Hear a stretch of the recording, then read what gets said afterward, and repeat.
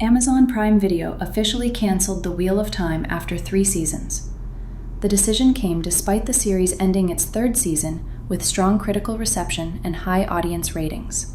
However, the financial and logistical realities of producing the show outweighed its creative success.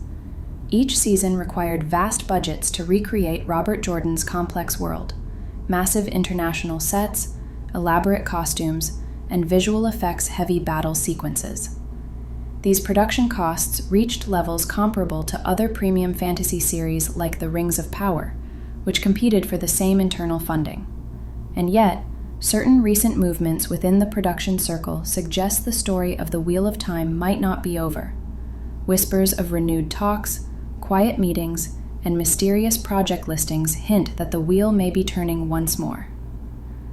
According to industry reports such as Deadline, while Amazon executives were pleased with the show's creative direction and performances, the numbers simply did not justify the expense.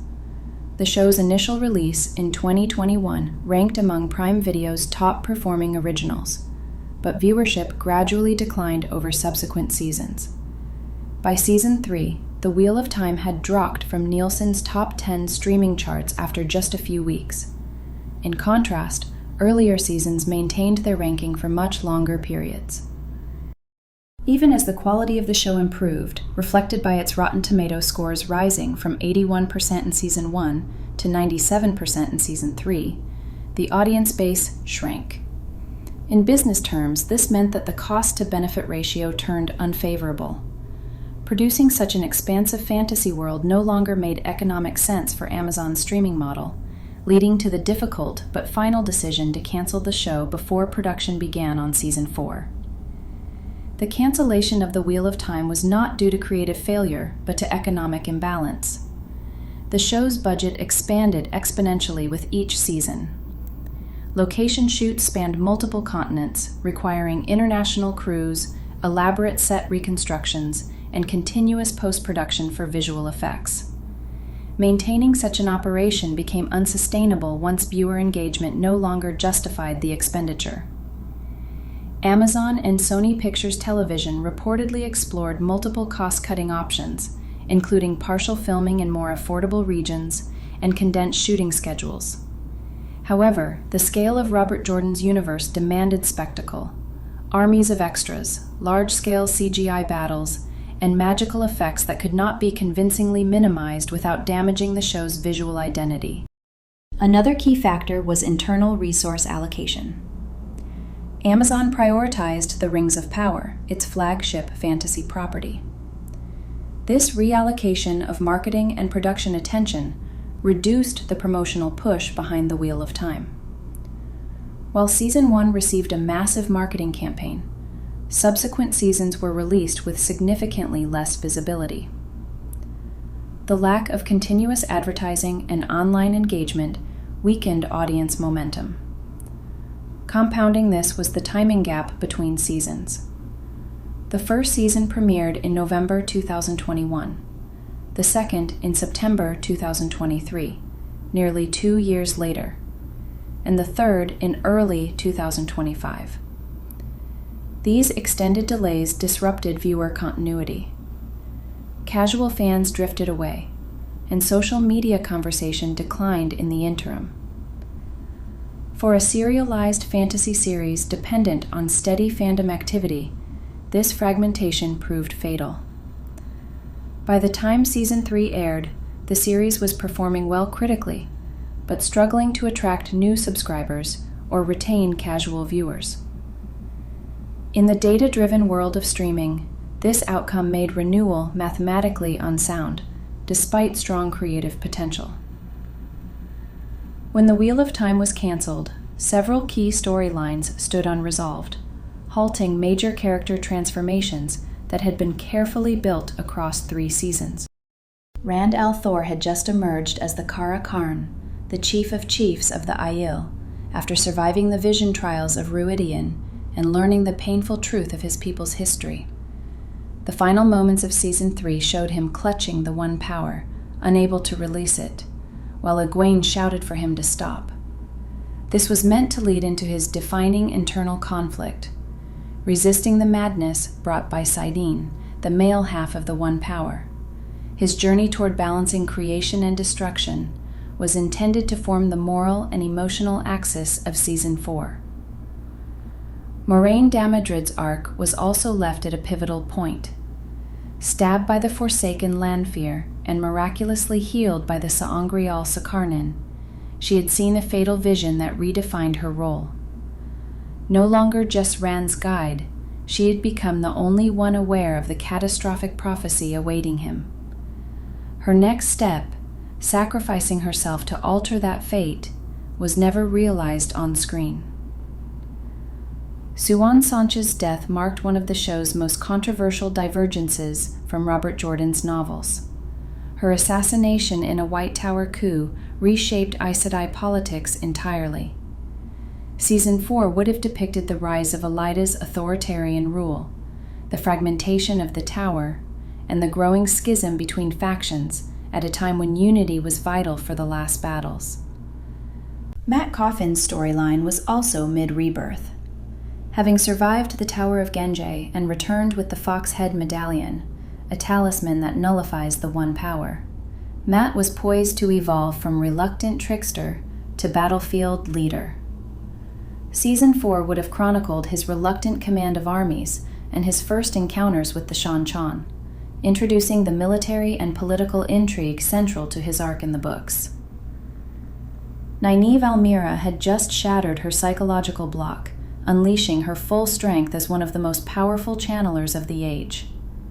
Her story was set to explore the training of the kin and the Aes Sedai, her moral struggles between healing and violence, and her eventual confrontation with Liandrin Gurel and the Forsaken Moghedien, one of the series' most personal and emotionally charged rivalries. The story of Perrin Aybara also remained unresolved. Having just risen to power after a brutal battle, he was immediately arrested by the White Cloaks, leaving his fate, and the balance between the wolf and the man within him, hanging in uncertainty. Season 4 of The Wheel of Time was planned to adapt The Fires of Heaven and Lord of Chaos, the 5th and 6th novels in Robert Jordan's series. These 2 volumes represent a turning point in the saga, where the stakes of prophecy, politics, and madness escalate simultaneously. From The Fires of Heaven, the adaptation would have focused on Rand al'Thor's consolidation of power after claiming leadership of the Aiel. His campaign against Rahvin and the other Forsaken would have introduced the moral burden of command and the devastating consequences of his growing strength. Key scenes, such as the tragic confrontation in Camlin and the aftermath of Rahvin's defeat, were intended to illustrate the thin line between Rand's heroism and his descent into isolation. Meanwhile, Lord of Chaos would have provided the dramatic and psychological centerpiece of the season. It culminates in the Battle of Dumai's Wells, one of the most famous and harrowing events in the series, where the Ashaman, the newly trained male channelers, unleash the One Power in open warfare for the first time.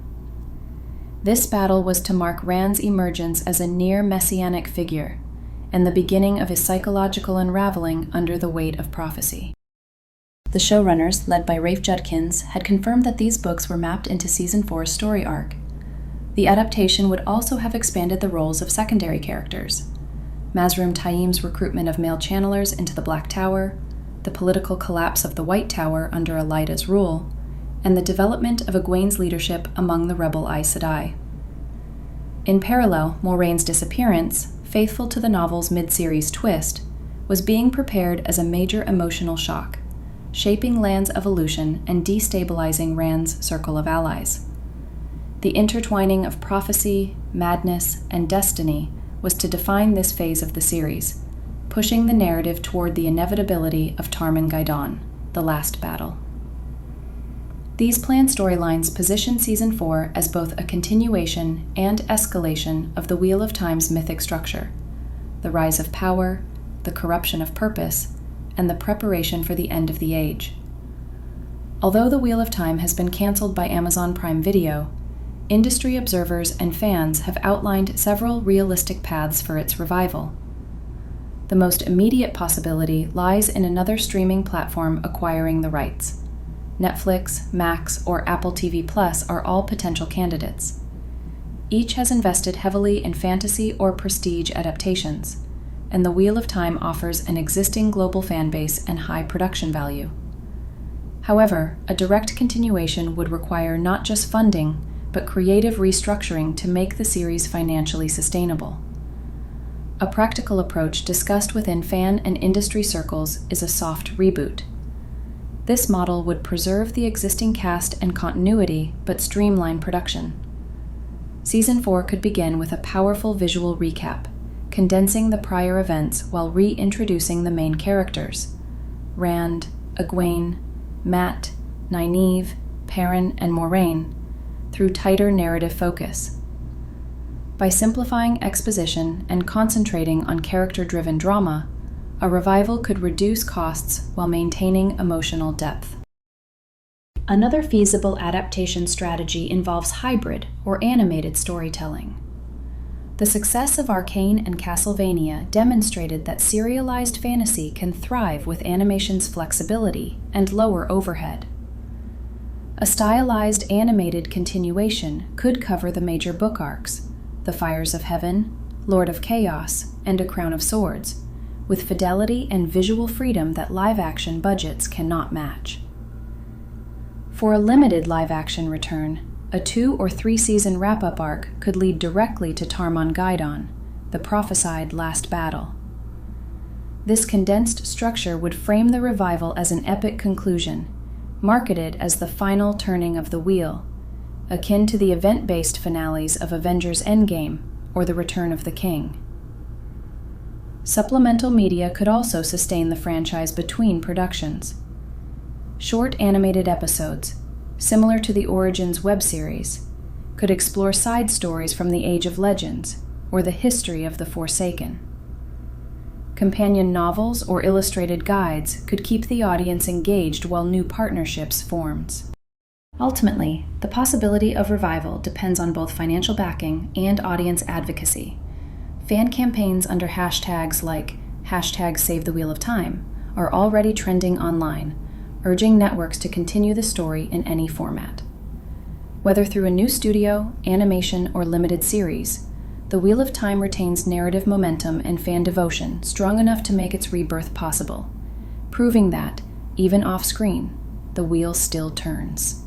Thank you for watching. If you enjoyed this video, please like it and subscribe to the channel to show your support. And if you'd like to keep going, here's another video from our channel that you might enjoy.